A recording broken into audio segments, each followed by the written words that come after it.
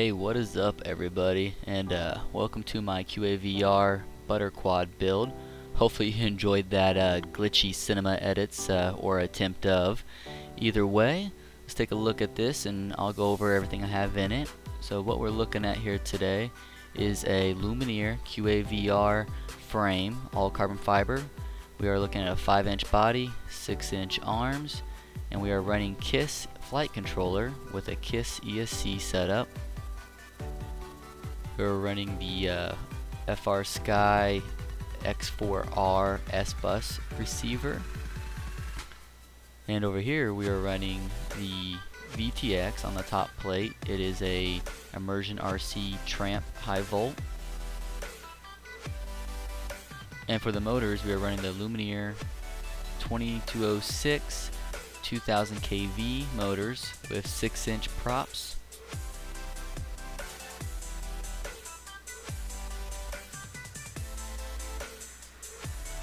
And for the camera, it is the Rotor Riot edition RunCAM.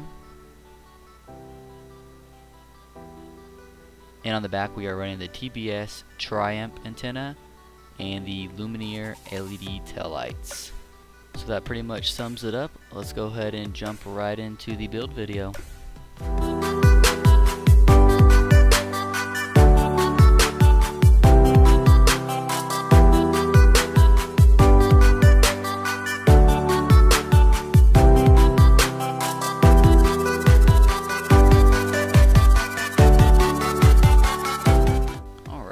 And start this off with these gold edges here. So I did take each part of the frame and sand it down and then painted it gold around the edges just to give it some aesthetics. Other than that, it doesn't really do anything for strengthening the edges or anything like that, but man, it looks good. Now this video is going to be probably longer. You could skip ahead to each part, but I'm going to speed up most of the build process. So let's go ahead and get to that.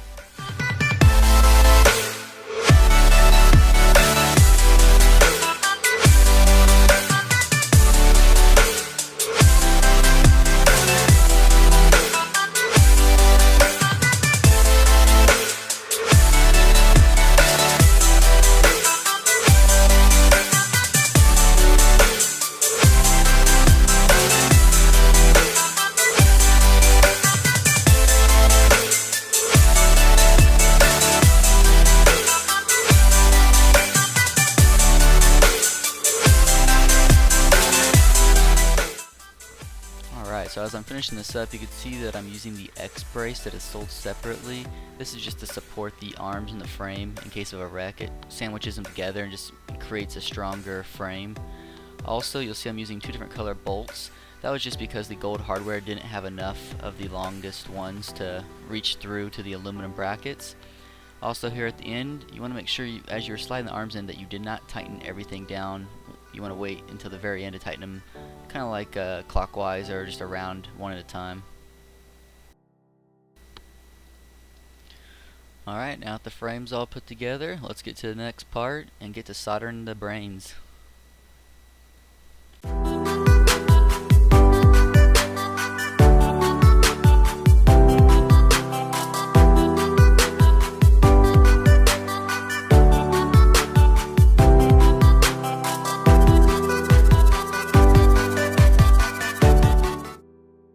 So I like to call these the brains. These are what really control your quadcopter. So start off here, we have your KISS ESCs. You have 4 of these, one for each motor. You're gonna have your KISS flight controller, definitely the brains, and then your power distribution board. And we're gonna go ahead and start with that. So first we're gonna go ahead and secure it and then start tinning the pads with solder. To do this, you're just gonna bring heat to the solder pad and then bring the solder into it until it melts and creates a glossy bubble. And then just go ahead and repeat for all the pads that you're going to use, including on your flight controller and on your ESCs.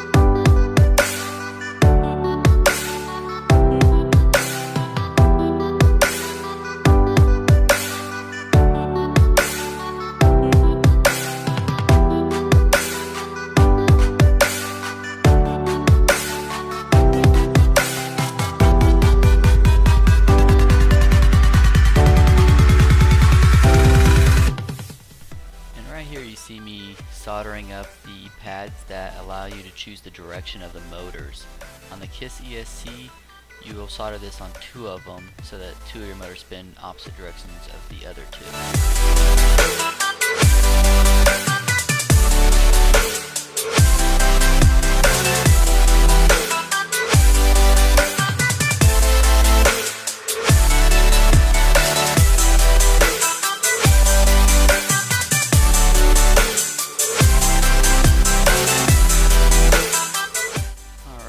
Flight controller, we are going to tin the pads that are for the Frsky receiver and also for its telemetry, and then we're going to go ahead and tin the pads over here for your PWM for your motor signal wires, and there'll be 2 more on the other side. A lot of people question soldering the ground wire and the telemetry wires on the KISS flight controller and ESCs. I do just the signal wire and have been doing it on my last few quads with no problems, even with D-shot. So it's going to be, you know, something that you can decide if you want to solder the other ones or not. But in this video, you're going to see just the signal wires for the PWM. If you would like to add a 5-volt or a buzzer, this is where you would solder onto the flight controller. I'm going to use the 5-volt for my LED tail lights. Once you are done soldering, it is a good idea to go ahead and clean up those solder joints. They're going to have leftover flux on there, which is not good for the longevity of the solder joint. So as you see here, I'm just kind of scraping it away carefully and using alcohol and a toothbrush to scrub it off and get them nice and clean. Once that's done, just repeat to the other pieces and we'll move on to the next section.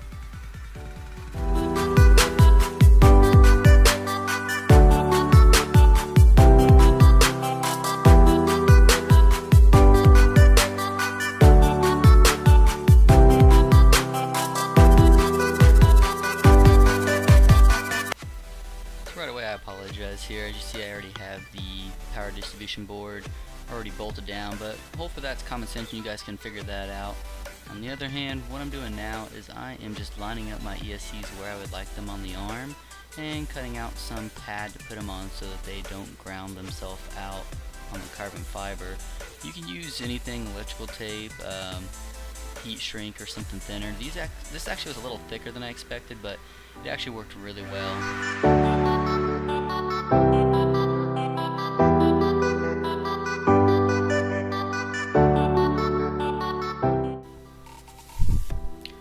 Once that is done, go ahead and start mounting your motors. You can mount these with, again, your preference, 2 screws, 4 screws. I'm just going to use 2 here, and then go ahead and continue with the other 3. I'm going to go ahead and skip ahead on this for you. Okay, once that's done, you're going to want to go ahead and measure out your motor wires to the ESCs. Make sure you have the right length, and then go ahead and trim down the wires and get them prepped and ready to be soldered onto the ESC pads. It's quite simple. Just stick your ESC on the arm and line it up and cut.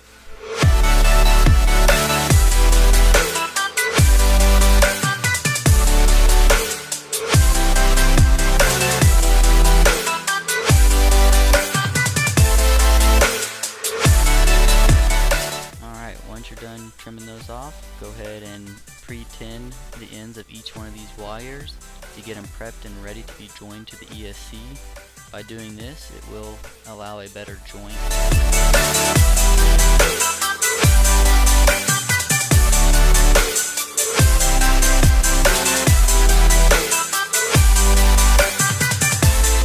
As you see on the first one, and right here, I'm using electrical tape to hold my ESC in place. And also, this is where I was making sure that the ones that I soldered the pads on to rotate the opposite direction were on the right arm.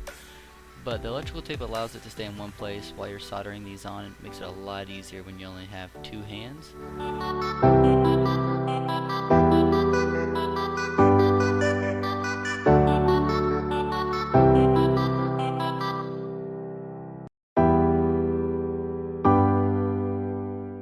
This is where I realized that I messed up. I wanted the heat shrink to go over the arm, and with the motors on, you couldn't fit them over. So I did take the motors off, which gave me an opportunity to go ahead and just solder these with ease. And then once these are done, I went ahead and slipped the heat shrink over the arms and reapplied the motors, and you'll see right here.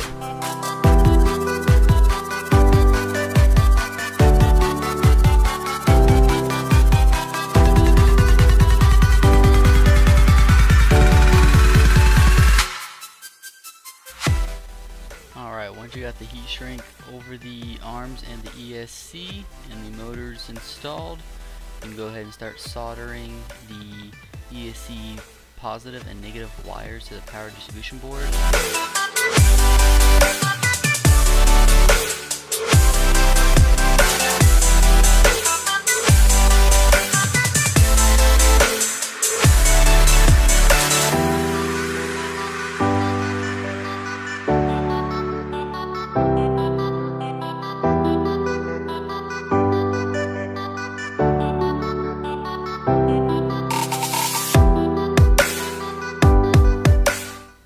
Then on the power distribution board labeled aux1, we're going to add a positive and a negative wire to power the KISS flight controller, which can be powered directly from your LiPo.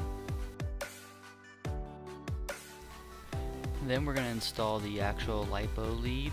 So again, just go ahead and heat the pad up and directly heat the wire until the solder starts to melt. You can add a little bit to help this out, and then it should make good contact from there, and then do the same thing to the other wire.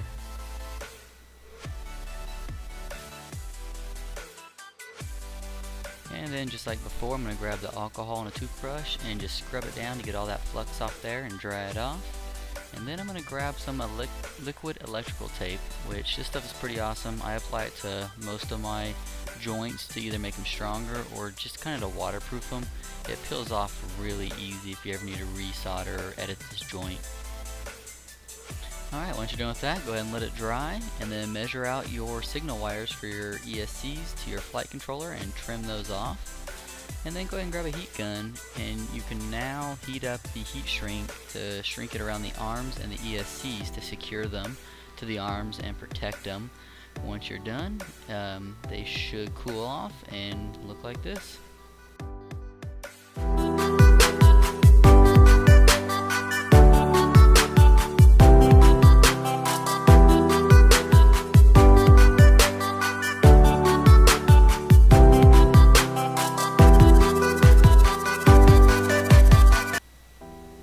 What I have here is my D-pinned X4R receiver. I just added some heat shrink and some double-sided tape and just located it in the back nice and secure. If you have questions about D-pinning these, let me know and I will look at doing a video on that. After that, I'm just going to go ahead and grab the flight controller and get the signal wires from the ESCs soldered to the flight controller in their proper location for motors 1 through 4.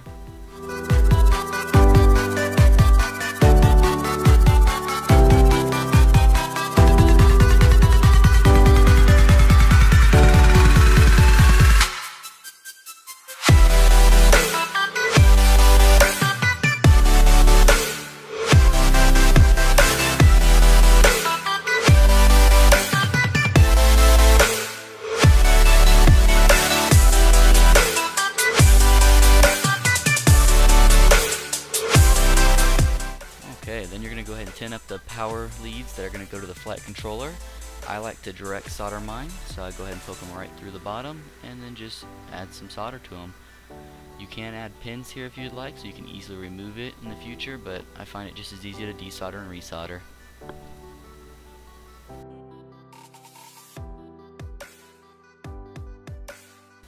Once you're happy with the fitment, I like to go ahead and add a little bit of that liquid electrical tape on all the joints just to strengthen them and protect them. Again, this stuff comes off easy if you ever have to resolder.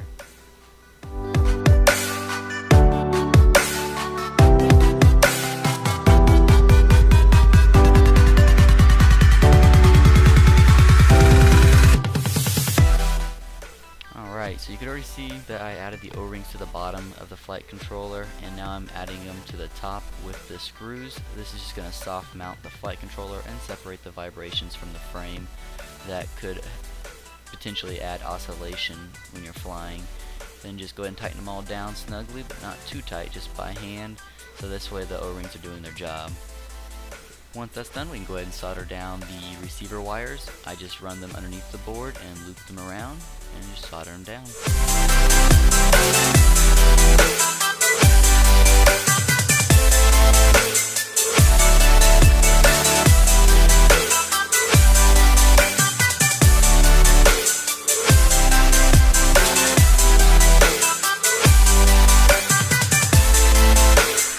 Now we can go ahead and add the standoffs. I just hand tighten these for now.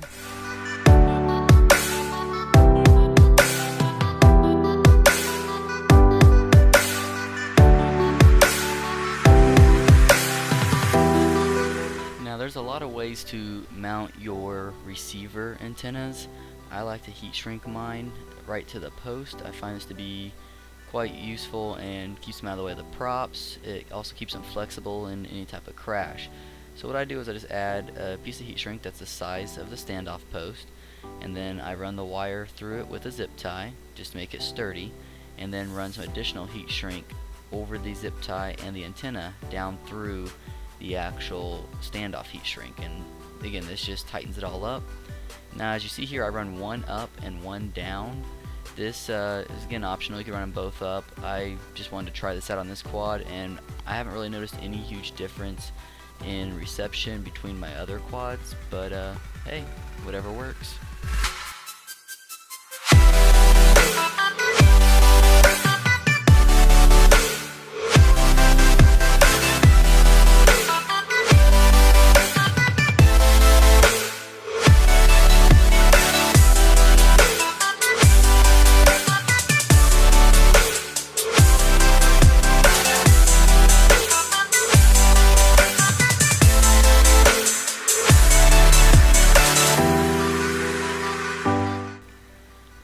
Now we're ready for the camera. This is pretty simple.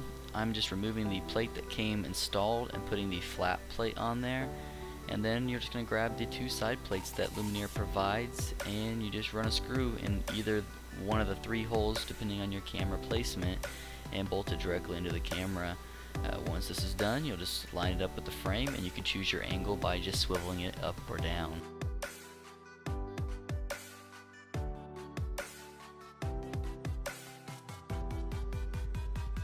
Alright, we're ready for the VTX and top plate now.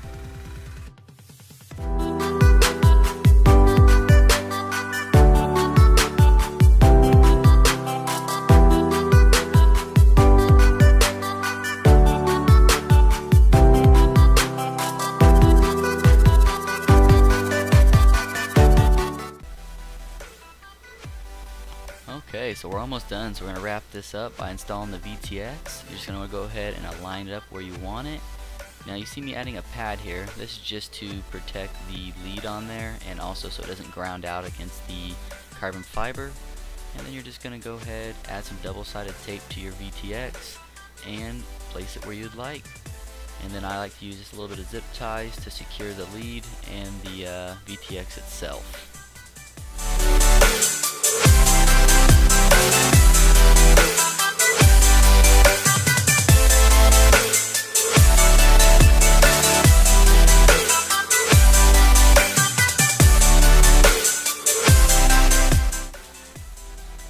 I then add the leftover pad to the top plate for the battery.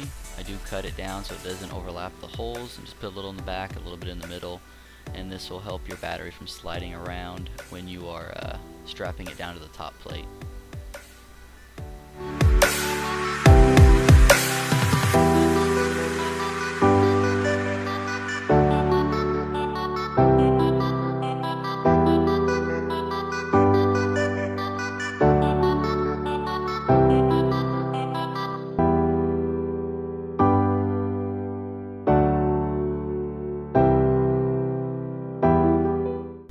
So this is what I meant by securing everything down with zip ties. I have one to the VTX, one here to the actual antenna itself to support it in any crashes, and it's secure enough. Now we're ready to go ahead and plug the camera into the VTX and install the top plate to the frame. Once this is done, only a few other things that need to be added, such as the strap for the battery, running the power cable with the garment into the top plate, and if you would like, you could install a 3D printed GoPro Session mount, or you can use a foam wedge like a lot of people do. That's totally up to you. It's all preference from this point, and then you can enjoy the quad.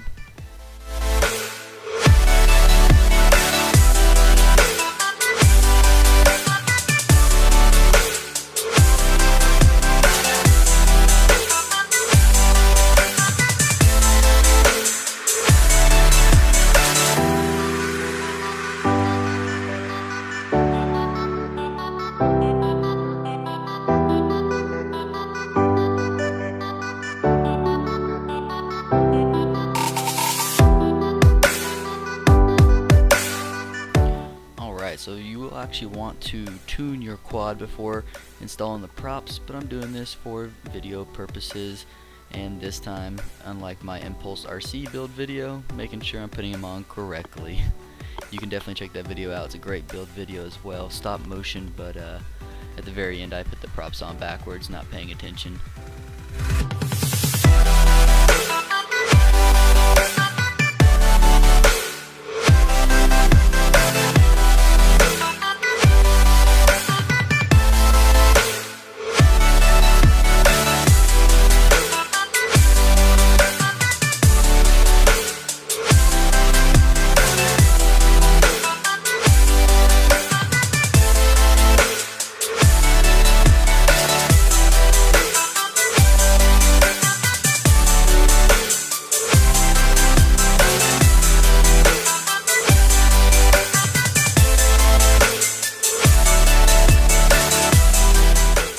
Guys, I know that was a long video, and I thank you for sticking around.